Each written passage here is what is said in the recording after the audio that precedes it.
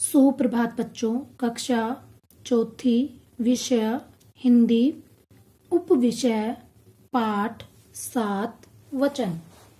पुस्तक का नाम नई गुलमोहर हिंदी व्याकरण। व्याख्यान 1। बच्चों, आज हम व्याख्यान 1 में वचन के बारे में जानेंगे।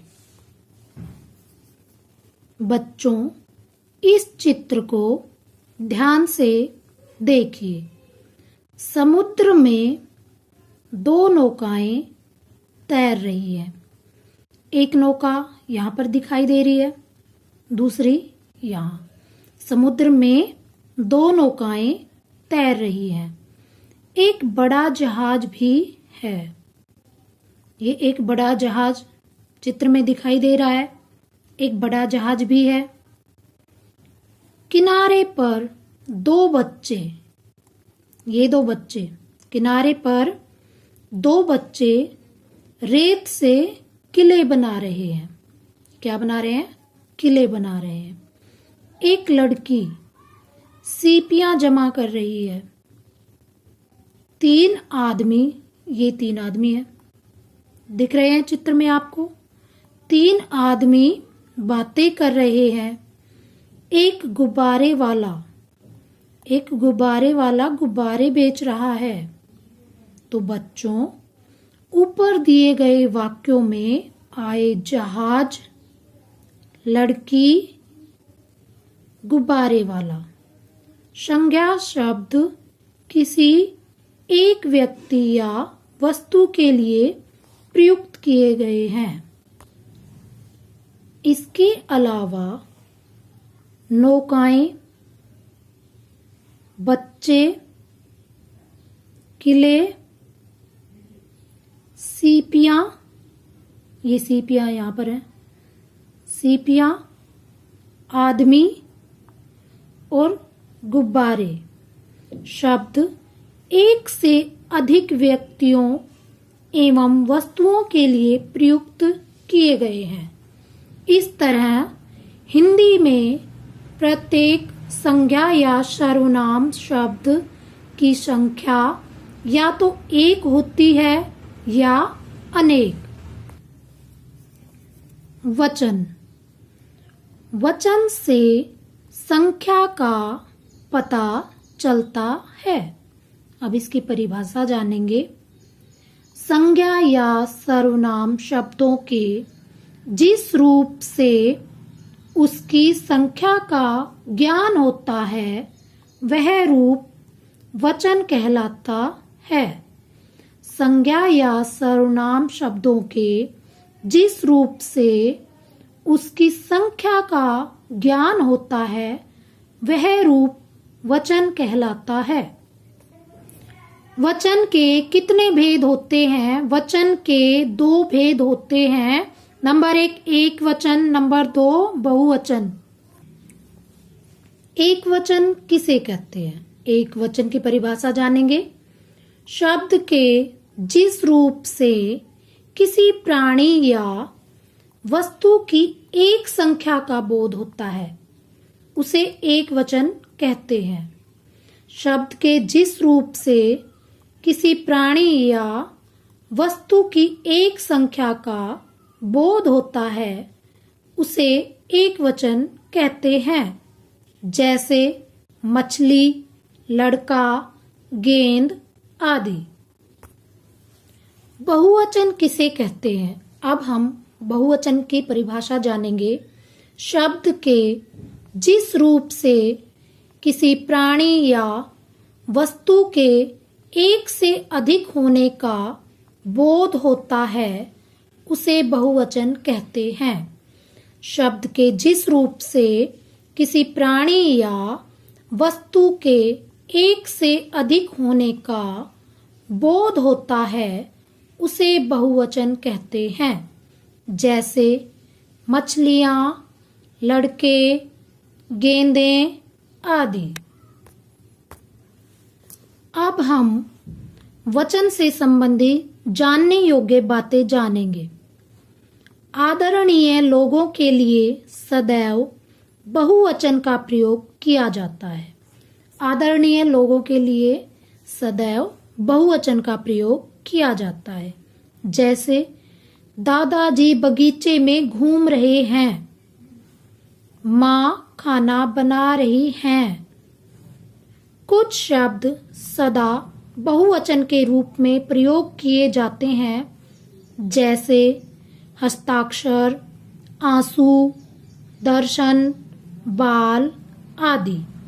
कुछ शब्द सदा एक वचन के रूप में प्रयोग किए जाते हैं, जैसे भीड़, पानी, जनता, सोना, बारिश, दूध आदि। व्यक्तिवाचक एवं भाववाचक संज्ञाएं भी सदा एक वचन में ही प्रयोग की जाती हैं, जैसे गंगा, हिमालय, प्रेम, घृणा आदि।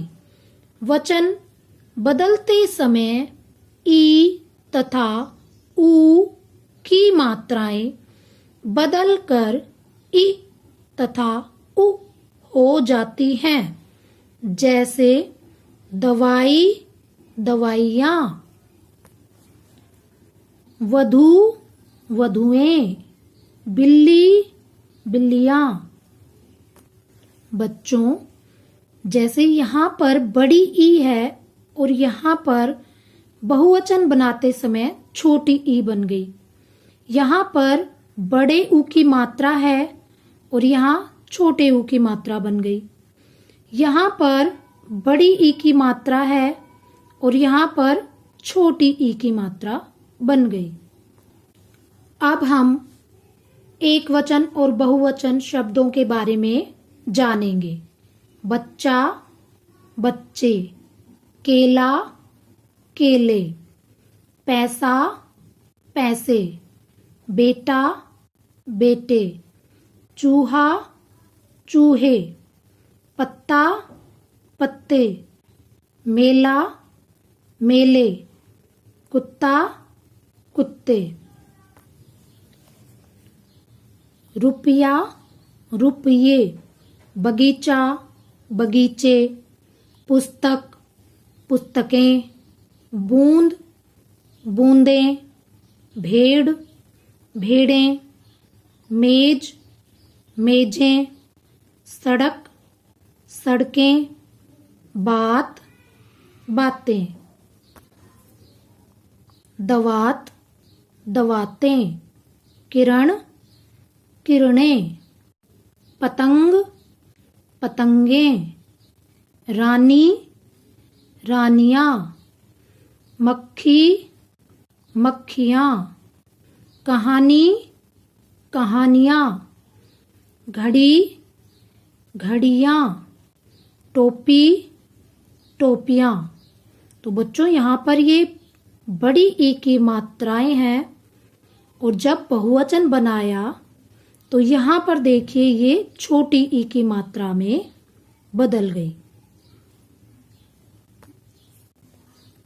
दवाई, दवाइयाँ, कुर्सी, कुर्सियाँ, लड़की, लड़कियाँ, परी, परियाँ, रस्सी, रस्सियाँ, माला, मालाएं, वस्तु, वस्तुएं, कन्या, कन्याएं।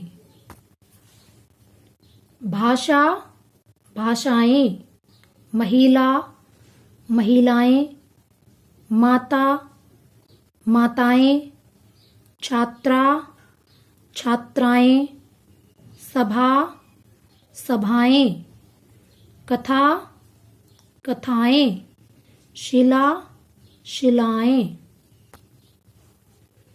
बिटिया, बिटियां, लुटिया, लुटियां, गुड़िया, गुड़ियां, चूहिया, चूहियां, डलिया, डलियां, डिबिया, डिबियां, खटिया, खटियां। बच्चों, यहाँ पर सिर्फ चंद्र बिंदु लगाने से ही एक वचन से बहुवचन बन जाते हैं। बच्चों, आज आपका गृह कार्य है प्रश्न 1, वचन किसे कहते हैं। प्रश्न 2, वचन के कितने भेद होते हैं, नाम लिखो। प्रश्न 3, एक वचन बहुवचन के 3 शब्द लिखो। अब हम पाठ 6 लिंग व्याख्यान 1 में दिए गए गृह कार्य के बारे में जानेंगे। प्रश्न 1, लिंग किसे कहते हैं। उत्तर, संज्ञा शब्द के जिस रूप से उसके पुरुष जाति या स्त्री जाति के होने का बोध हो उसे लिंग कहते हैं। प्रश्न 2, लिंग के कितने भेद होते हैं, नाम लिखो। उत्तर, लिंग के 2 भेद होते हैं। नंबर 1 पुल्लिंग, नंबर 2 स्त्रीलिंग। प्रश्न 3, पुल्लिंग और स्त्रीलिंग के 2 उदाहरण लिखिए। उत्तर, पुल्लिंग छात्र पिता, स्त्रीलिंग छात्रा माता। धन्यवाद।